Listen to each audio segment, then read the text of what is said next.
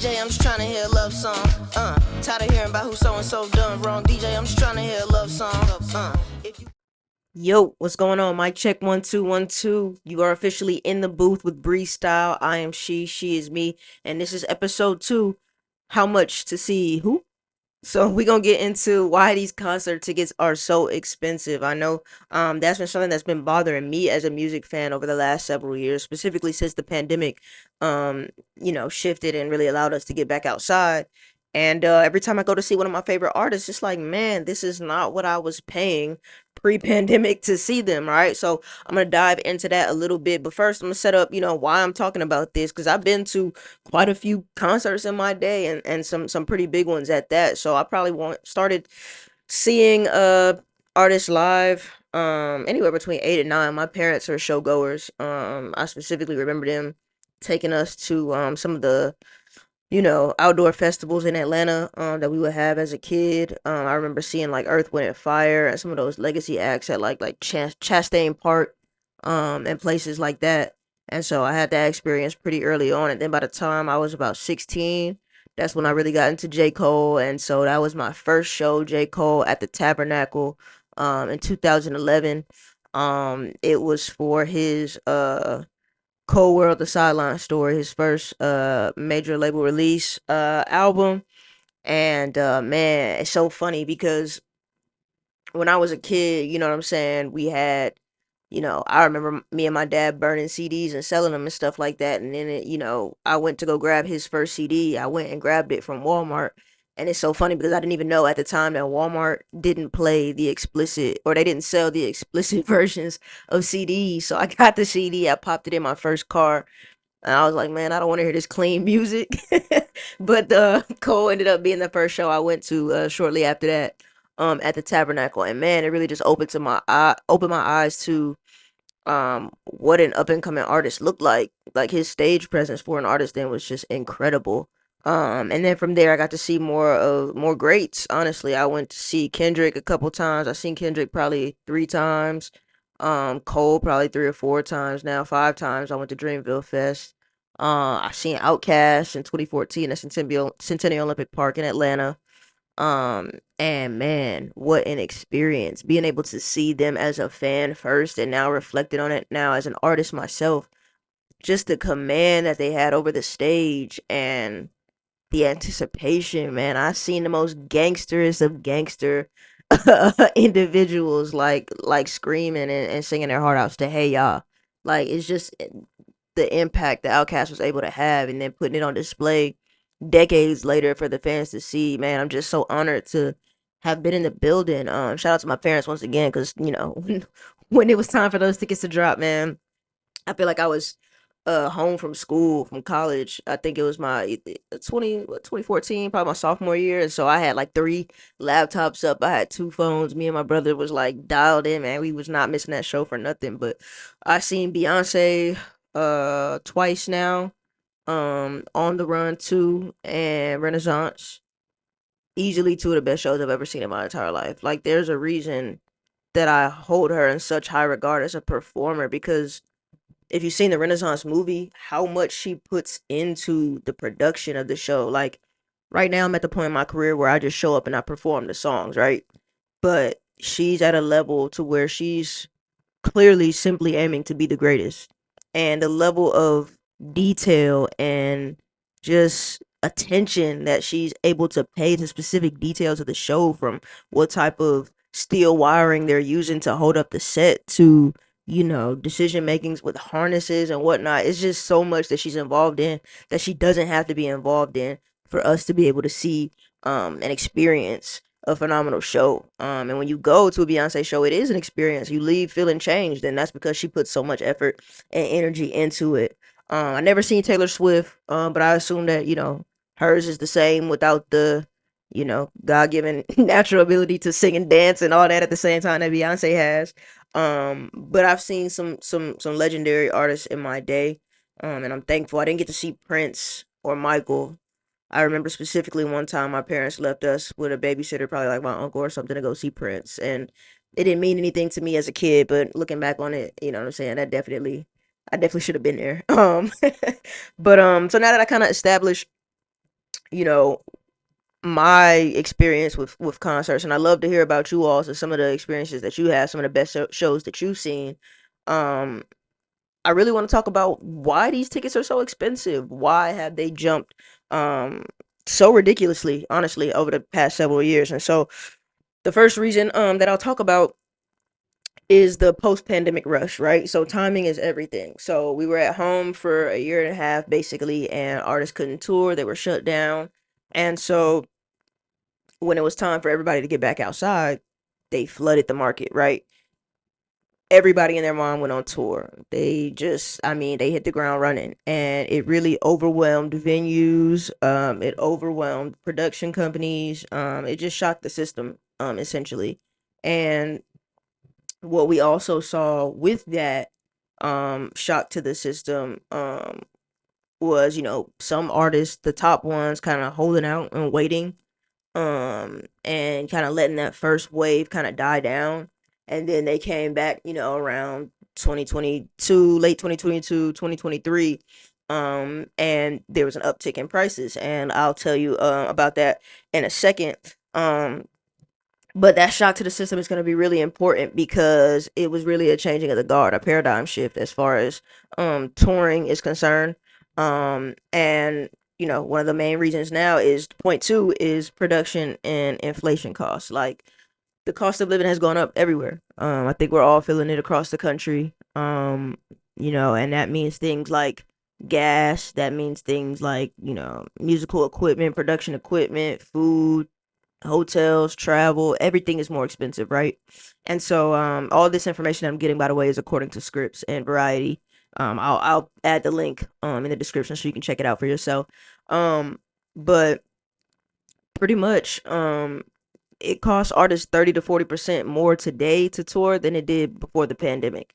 And 30 to 40% is a lot. um and so, you know what I'm saying? They're having to account for that basically. And so we're feeling that cost a little bit and kind of what we're paying. And so because of those costs, rising, artists are charging more. And, I'll dive into this third point of artists charging more a little bit.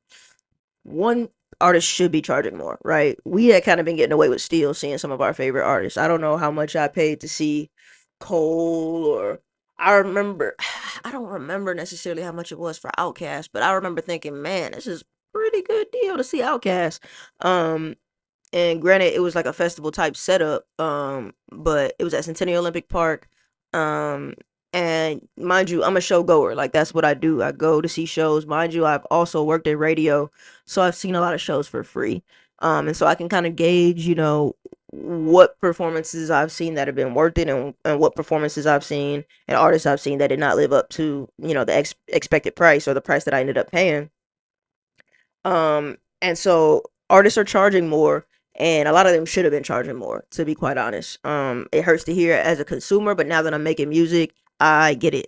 um, and because a lot of these people, they're pouring their heart out. Now, a lot of these artists are not, worth it to be charging this much money. A lot of them are just going out there and holding a mic, rapping. Some of them aren't even rapping. They're, saying they want you to put on the show for them. So, I'll talk about that a little bit later, as I get more into the points. But, artists are charging more, and they probably should, because a lot of them, are doing really, really good work, and they're trying to make a living doing this. Another reason that they're charging more is because they're not making money off of album sales anymore. You know what I'm saying? Streaming is not making artists money. The reason artists are putting money on streaming sites is so that they can build a relationship with you, build a rapport with you. You like them so much that you're willing to then buy other products from them, right? So there's merch, there's ticket sales, brand deals, etc., etc. But the music itself, you know what I'm saying, you're not walking into a store and giving them, your 13.95 or whatever it costs for a CD. You're just not doing that anymore. You're paying a little 5.99 or whatever it costs for an Apple Music or Spotify subscription, and you're going on about your day. So artists have had to now adjust, and part of that adjustment we see is in the cost of tickets.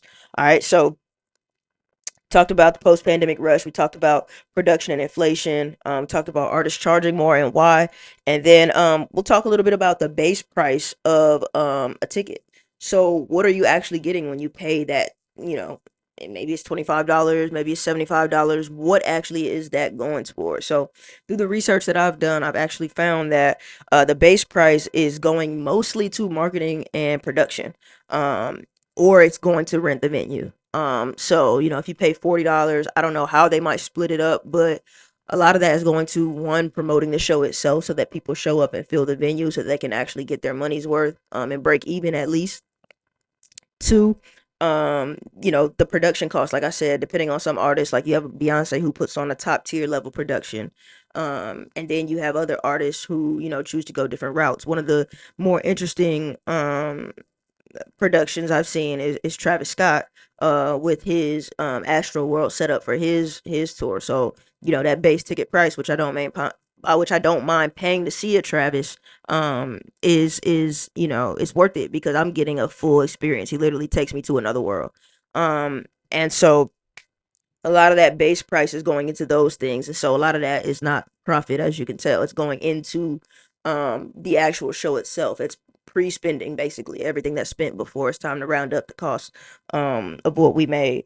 And so how does it work after the fact? Okay, so your artists, they announce the show, right? They announce it, they promote it, all that money's going to there. They show up, they perform, everybody leaves the venue. It's time to split, the profits. So what'll happen is the artist will usually get 85% and the promoter will get 15%. And that's what used to be the standard, right?